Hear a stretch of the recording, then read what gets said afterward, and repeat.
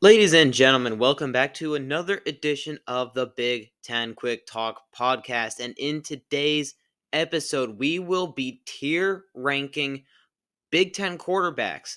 If you want me to tier rank more Big Ten positions like wide receiver, running back, etc., drop a like. If we can get to 50 likes, I will do that.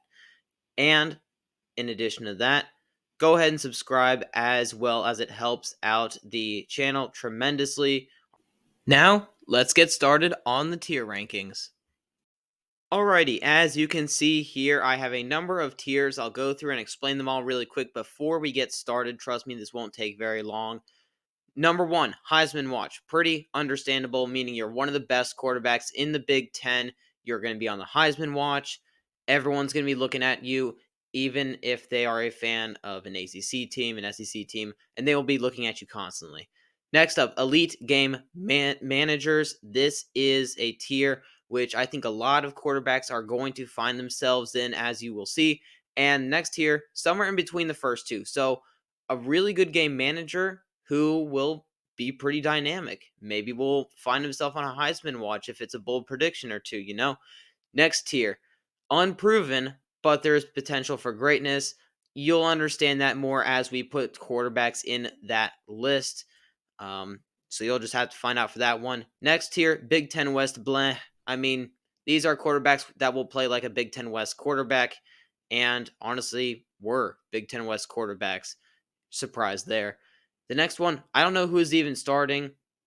I'm just going to be straight up with you guys and put Maryland there already. Maryland, you're going to have Billy Edwards or MJ Morris starting. No clear front runner. This battle is going to go all the way up till really the start of the season with who is starting. In my opinion, they have yet to name a starter, obviously. So Maryland and their two quarterback situation, that's the only team, or you could say quarterbacks plural, that will be in this category right here. So you don't have to worry about that category. And the next one, projected to, I try to be very nice here, not be very good. That's my polite way of saying they're not going to be great. So let's dive right in here. There's going to be players in the Heisman watch category, and there's going to be players in the not going to be very good category. So without further ado, let's get started. All right. So I did make one addendum to this tier list. Instead of elite game managers, I inserted the word good game managers because there's a lot of good ones, but really not a whole lot of elite ones. So, and let's just start right there. Tyler Van Dyke, the first quarterback off of our list. He is a good game manager. I really made this addendum because of players like Tyler Van Dyke, and we're going to get to a couple more that will be in this tier. Tyler Van Dyke, we know what we're getting with him. The ceiling, in my opinion, is lower than it used to be with Miami when he had that first really good season.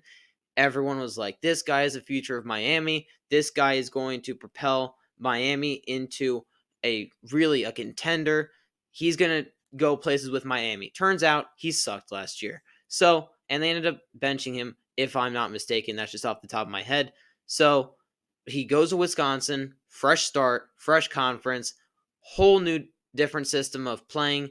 In my opinion, playing Big Ten teams is not playing ACC and SEC teams like Miami does and do. So I don't think he's that bad because I think his floor is pretty high, meaning I don't think he's going to turn into a Deacon Hill. But I do think that he's not going to be in the Heisman watch.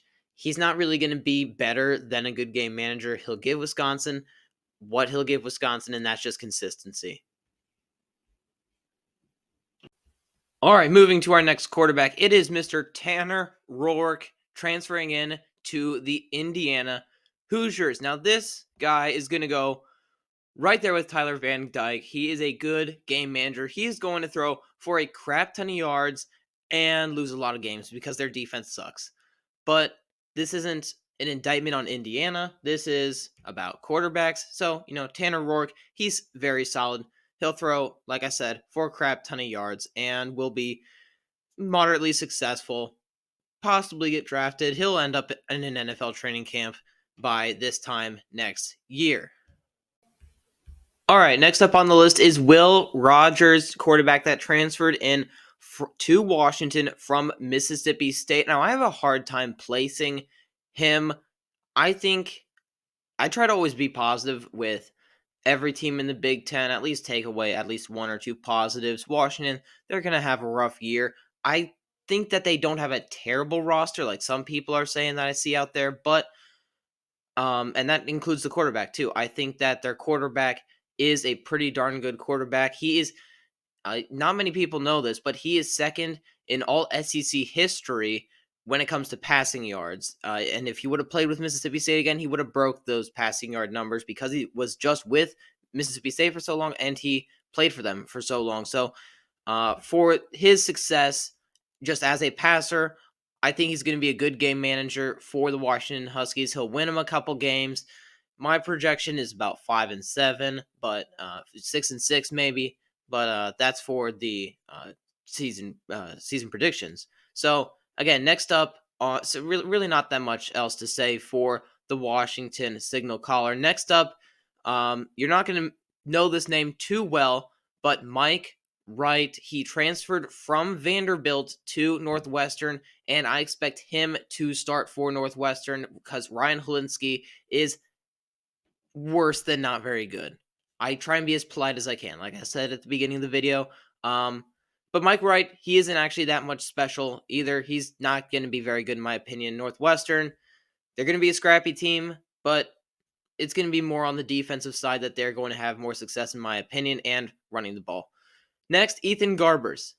Ethan Garbers, I'm going to put right there in the good game managers category. I think that he has potential for to be really decent, but I just don't think he has a team around him. So I think that he'll be very good. I don't think his team will be very good, much like with Tanner Roar, like I said. All right. The next two here, Hudson Card and Cade McNamara, are going to go in the Big Ten West bleh. I know a lot of people are higher on Cade McNamara, but no quarterback in the Iowa system, until proven otherwise, is going to go higher than Big Ten West bleh because they're not good on offense. And I don't expect them to be good on offense this year. Last year, they were beyond atrocious. I just don't expect them to be good. So even that is a significant jump for them. Hudson Card, it's just not the right system for him, in my opinion. I think that he needs to be in a system that helps him more running the ball more than a modified air raid offense. And I think if they do that, then Hudson Card will raise his caliber of play to a better, to just be better. But I do think that he does have some room for growth and potential. But we do know what he is, and in my opinion, he's not very good under this Purdue regime with Ryan Walters and this modified air raid offense. Next up, we have a quarterback that I forgot to put in the Big Ten West Black category, and that is Luke Altmaier. Luke Altmaier, don't think he's very good as a quarterback, and he does not have a team around him that will make him look very good either. His wide receivers aren't great. His offensive line's not great. And I don't think he'll have a rushing attack that will help sustain really any drives, in my opinion. I could be wrong about that, but I think that they will be one of the worst teams in the Big Ten as a whole. And I think that Luke Altmaier is going to be a part of that. So not really that much else to say.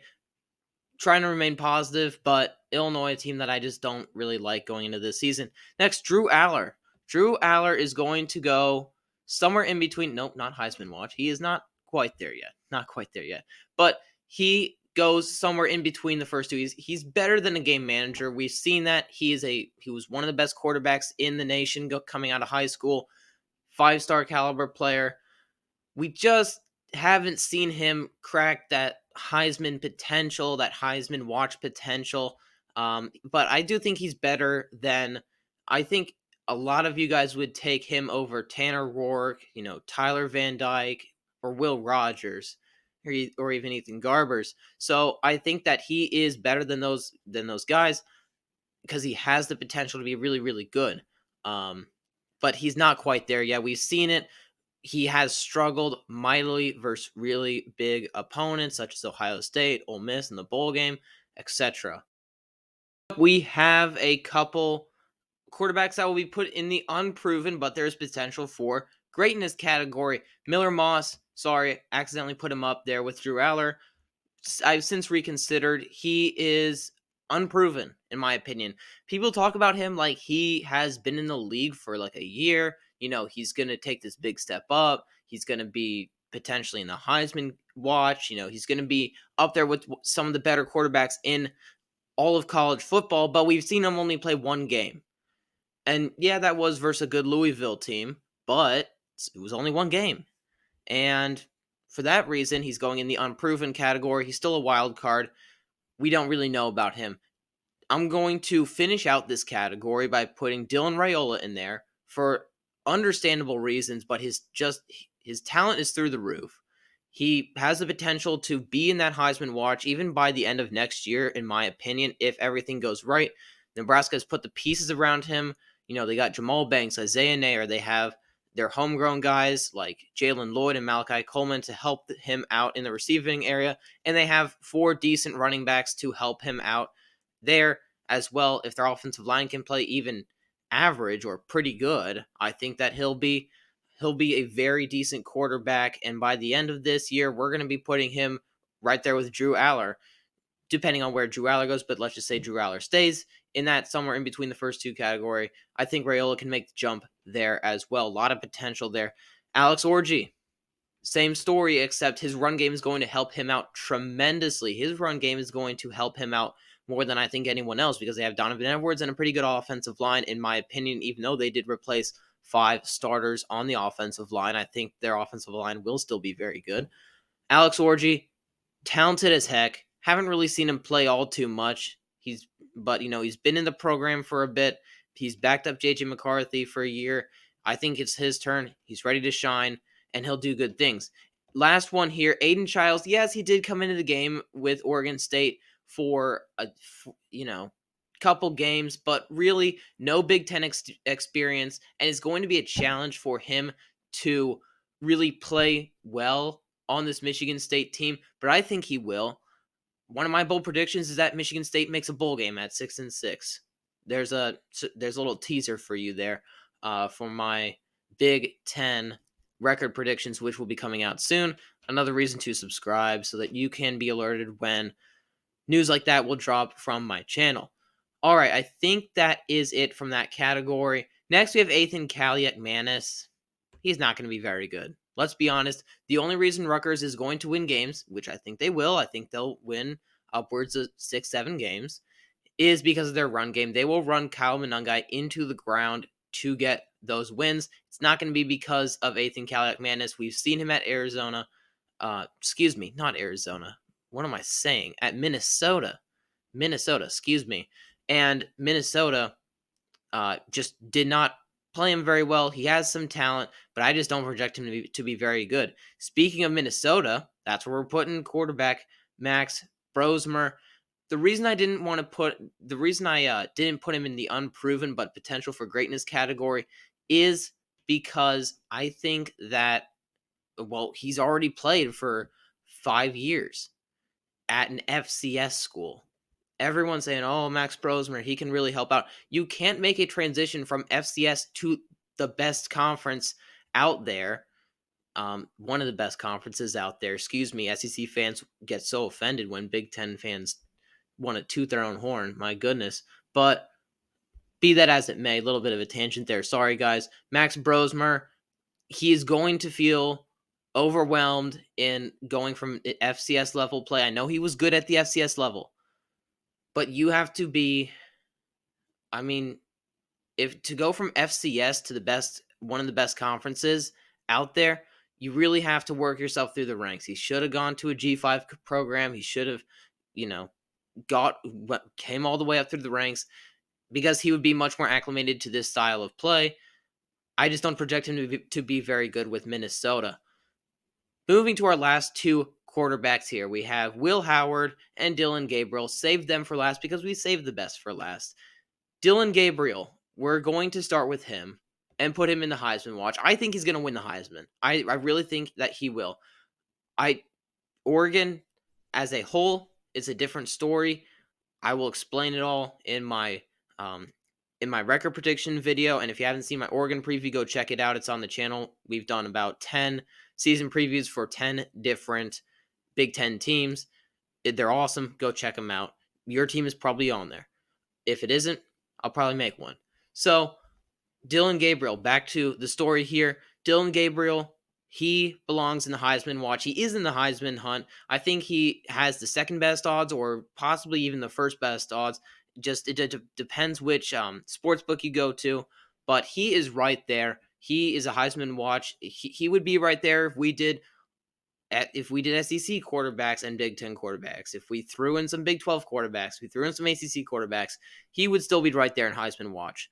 So for that reason, I mean, it's pretty understandable. No reasonable fan is going to disagree with me there. I don't have to convince you guys of it. So my last one, Will Howard. I had some Ohio State fans come at me and say that he should be in the Heisman watch, but then I countered with he got run out of K-State by Avery Johnson, Mr. Sunshine. So for that reason, and for the reason that Julian Sayin is hot up his ass and ready to take that starting quarterback job from all accounts, and Aaron Noland is no slouch either. Their quarterback room is really deep, and I think that it's going to be tough for Will Howard to keep his job. He's going to have to play excellent for him to keep his job there, and I do not doubt that he is going to be an excellent quarterback for Ohio State. I think that, for them to start saying or someone else, he would have to really perform bad in a game versus, a G5 program or something like that. So I think Will Howard, with that being said, goes in the somewhat in between the first two. He's better than Drew Aller. Ohio State fans, don't get me wrong. He's better than Drew Aller, but he's not right there on par with Dillon Gabriel. And if you're going to extend it beyond the Big Ten, Quinn Ewers, Carson Beck, he's not on that level yet. So I cannot put him at a Heisman watch level.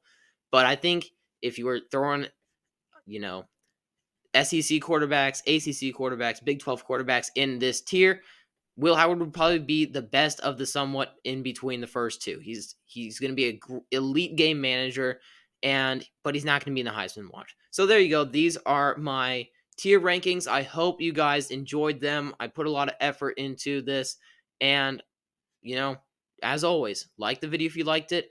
If you have a quarrel with me, go ahead and put it in the comments. I love to interact with you guys in the comments section. The only thing I ask is that you give a reason. Don't just say my rankings are trash without giving a reason. Will Howard belongs in Heisman watch. Give me a reason, and love you guys. Love this fan base that we've been building up here at the Big Ten Quick Talk podcast. Like I said before, subscribe. It's the best and most efficient way to support the podcast. And I'm done yapping. Let's get out of here.